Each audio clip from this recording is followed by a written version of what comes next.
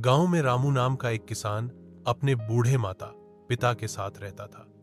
उसके माता पिता ने पूरी जिंदगी मेहनत करके उसे पढ़ाया, लिखाया, उसकी शादी करवाई और खेत खलिहान उसके नाम कर दिए।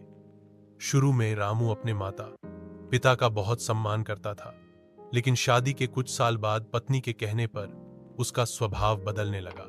पत्नी अक्सर कहती, तुम्हारे माँ बाप का क्या काम, बस बैठे बैठे खाते रहते हैं। धीरे धीरे रामू के मन में भी यही बात बैठ गई। एक दिन उसने गुस्से में आकर अपने माता पिता से कहा, अब आप लोग कहीं और जाकर रहो, मैं आपको और नहीं रख सकता। माता पिता का दिल टूट गया। आंसू भरी आंखों से उन्होंने अपना छोटा सा सामान बांधा और मंदिर के पास बने एक आश्रय गृह में रहने लगे।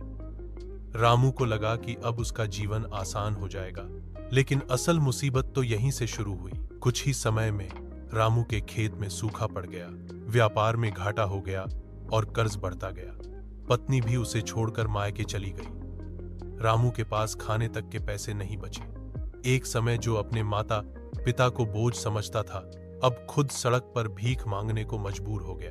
एक दिन भूखा प्यासा रामू मंदिर के बाहर बैठा भीख मांग रहा था। तभी वहां से उसके माता पिता निकले।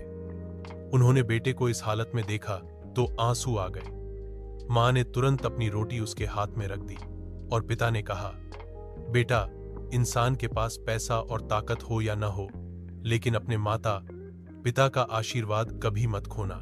रामू फूट फूट कर रो पड़ा। उसने अपने माता पिता के चरण पकड़ लिए और माफी मांगी।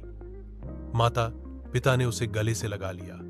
हालांकि रामू की खोई हुई इज्जत और संपत्ति वापस नहीं आई, लेकिन उसने समझ लिया कि माता पिता का साथ ही असली दौलत है।